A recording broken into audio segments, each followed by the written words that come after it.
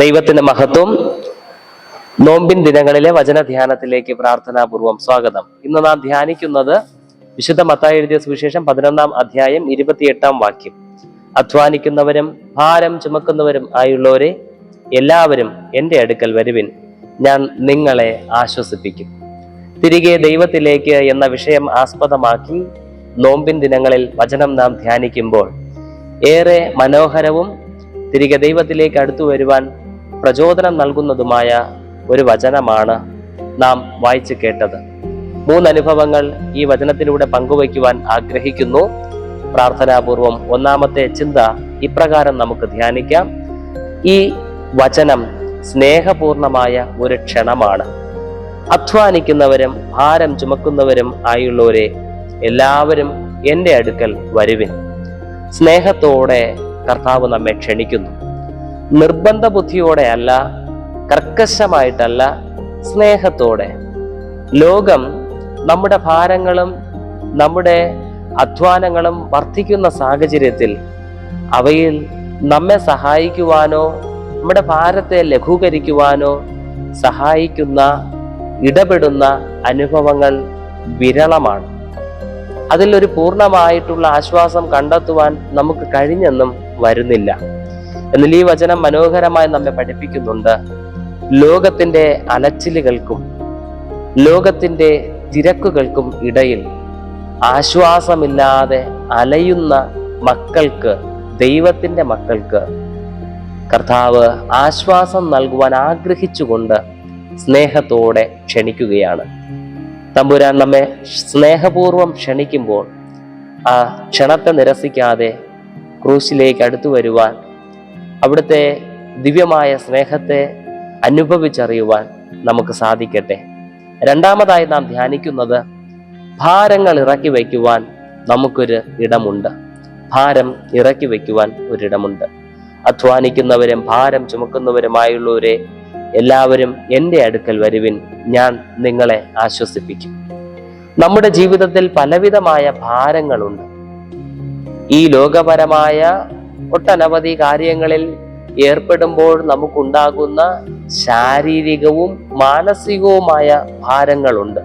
അതിന് പുറമെ ആത്മീയ തലത്തിൽ ചിന്തിക്കുമ്പോൾ നമ്മെ വേട്ടയാടുന്ന പാപഭാരം എന്ന ഒരു ചുമടും ഉണ്ട്.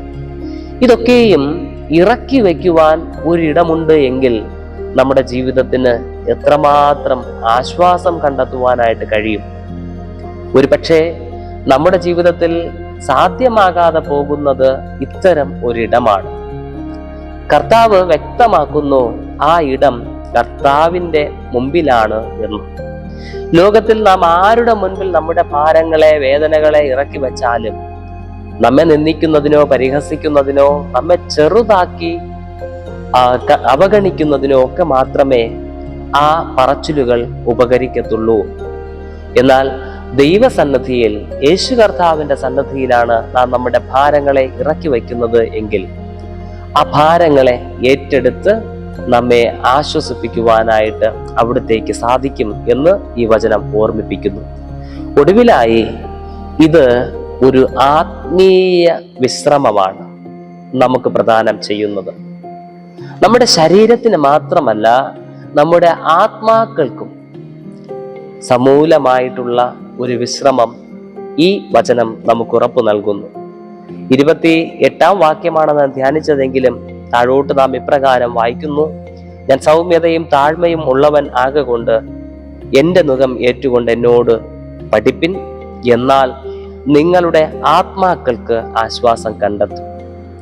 ആത്മാക്കൾക്കും നൽകുന്ന ആശ്വാസം. പ്രിയമുള്ളവരെ, ദേഹം ദേഹി ആത്മാവിൻ്റെ സമൂലമായിട്ടുള്ള വിടുതൽ, വീണ്ടെടുപ്പ്, ആശ്വാസം, സമാധാനം കർത്താവിലൂടെ മാത്രമേ സാധ്യമാകൂ എന്ന് ഈ വചനം നമ്മെ ബോധിപ്പിക്കുന്നു. അങ്ങനെയെങ്കിൽ ലോകത്തിൽ മനുഷ്യരോട് പറഞ്ഞു കരയുന്നതും മനുഷ്യരുടെ മുൻപിൽ നമ്മുടെ ഭാരങ്ങളെ ഇറക്കി വയ്ക്കുന്നതും നമുക്ക് നിർത്താമോ? ദൈവപാദപീഠത്തിലേക്ക് കടന്നു വന്ന് നമ്മുടെ വേദനകളെയും ഭാരങ്ങളെയും ഇറക്കി വയ്ക്കുവാനായിട്ട് ശീലിക്കാമോ? കർത്താവ് തൻ്റെ അവസാന നാളുകളിൽ ശിഷ്യഗണങ്ങളോട് ഇപ്രകാരം പറഞ്ഞു: നിങ്ങളുടെ മനം കലങ്ങിപ്പോകരുത്. എന്നിലും വിശ്വസിപ്പിൻ, പിതാവിലും വിശ്വസിപ്പിൻ. നമുക്ക് വിശ്വാസത്തോടുകൂടെ കർത്താവിൻ്റെ അരികിലേക്ക് കടന്നു വരാം. കർത്താവ് നമ്മിൽ ആഗ്രഹിക്കുന്നത് ഈ ലോകത്ത് നാം ജീവിക്കുമ്പോൾ നാം മനം തകർന്നവരായി, മനസ്സ് കലങ്ങിയവരായി ജീവിക്കരുത്.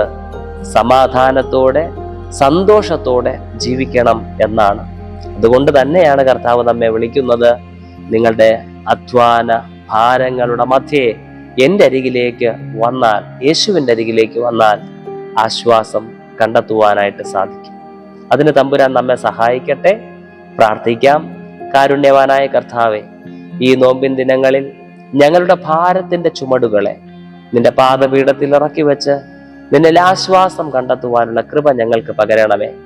അങ്ങനെ ഈ ലോകം തരുന്ന സമാധാനമല്ല, കർത്താവായ ക്രിസ്തുയേശുവിൽ ഞങ്ങൾക്ക് അനുഭവിക്കുവാൻ സാധ്യമാകുന്ന ദൈവീക സമാധാനത്തിൽ ഞങ്ങളെ നിറയ്ക്കുകയും ഞങ്ങളെ ആശ്വസിപ്പിക്കുകയും ചെയ്യണമേ. ആമേൻ.